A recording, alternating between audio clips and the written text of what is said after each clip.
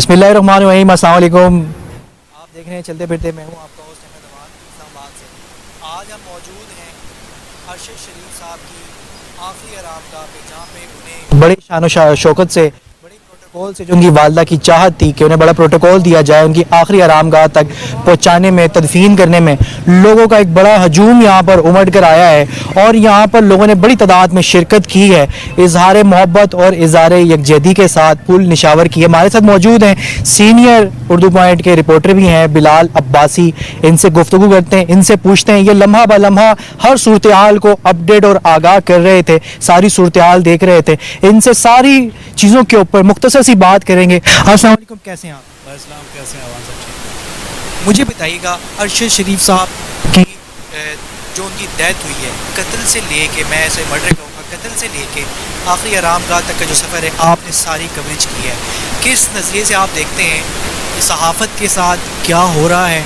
अरशद शरीफ साहब हमारे हीरो थे, सहाफ़त का एक बेस्ट आइकन थे। आप अपनी नज़र में जो भी आपका ओपिनियन है, जो आपने सारी कवरेज की है, मुख्तसर सा बताइएगा।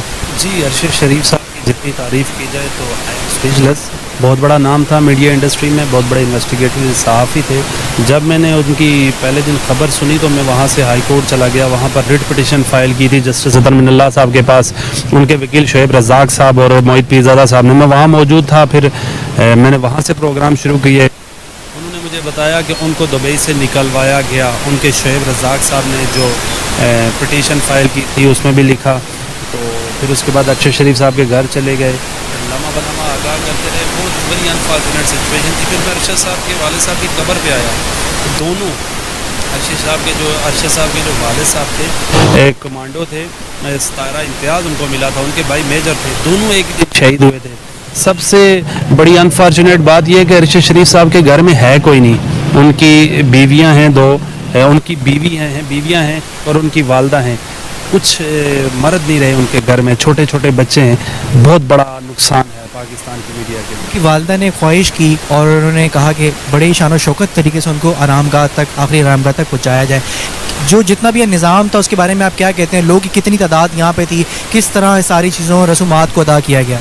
मैं आपको एक्सप्लेन नहीं कर सकता लोगों के तासुरात। उस दिन एयरपोर्ट पर हम लोग दड़े मार मार के रो रहे थे, टकरे मार मार के रो रहे थे, जिसको अपने सिंपली अल्फाज में कह रहा हूँ। और मैंने कुछ लोगों को गिरते हुए देखा है, रोते रोते। एम्बुलेंस के पीछे पत्ते निचावर कर रहे थे।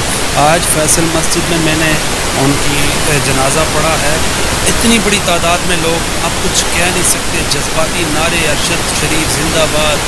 तो बहुत से लोगों ने कहा हम उनके मिशन को आगे लेकर चलेंगे, लेकिन अनफॉर्चुनेटली हमें बहुत बड़ा एक मीडिया का स्टार खोया है। अल्लाह उनकी मग़फ़िरत करे और आने वाले मनाज़िर आसान करे। और शहादत की मौत है, बिल्कुल शहादत की मौत है। और मैंने जहाँ सहाफ़ियों से बातचीत की, जिन्होंने उनका चेहरा देखा, कह रहे थे उनके माइंड थे अपने चेहरे पर, बहुत ज़्यादा वो उनका चेहरा लग रहा था कि वो सेटिस्फाइड है अपनी ज़िंदगी से। फिलहाल भाई, मेरा आखिरी सवाल आपसे पूछना चाहूँगा, अरशद शरीफ के साथ जो हुआ वो बहुत गलत हुआ। आपकी नज़र में प्लान मर्डर था या कोई इत्तफाकी हादसा हो सकता है? कोई आपने अपना तजिया किया है कि क्या आपको क्या लगता है सारे पूरे वाक़े के पीछे? इस पर कुछ कहना सीनियर सहाफ़ी उनसे बातचीत की, वो कहते हैं कि उसका हाथ नहीं जा सकता। इस बात में इंफॉर्मेशन होनी चाहिए कि ड्राइवर कहाँ था, फार्म हाउस इसका था, कैसे जा रहे थे। और इंडिया की पुलिस भी बयान बदल रही है। कल उनके के हिसाब पर उन्होंने कुछ कंट्रोवर्शियल सा बयान दिया कि दुबई से उनका लोग पीछा कर रहे थे।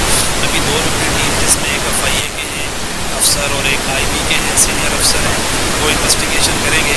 तो इंशाल्लाह विदिन 1 वीक हमें कुछ ना कुछ से उसका पता चल जाएगा। और बिल्कुल जिन्होंने ऐसा किया इंडिया में, बिल्कुल बहुत सज़ा होनी चाहिए। बहुत बहुत शुक्रिया बिलाल। हमारे साथ बिलाल भाई मौजूद थे और इन्होंने ब्रीफ किया है, बलम्हा लम्हा एक एक चीज़ के बारे में अपडेट कर रहे हैं डे 1 से, जब से वो यहाँ पर उनकी डेड बॉडी लाई गई है।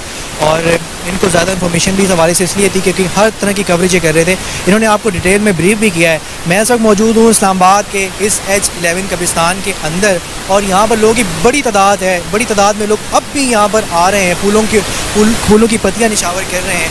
उनके जो आखिरी आरामगाह, जो उनकी कब्र है, वहाँ पर फूल बरसाए जा रहे हैं और लोग वहाँ पर दुआए खैर कर रहे हैं।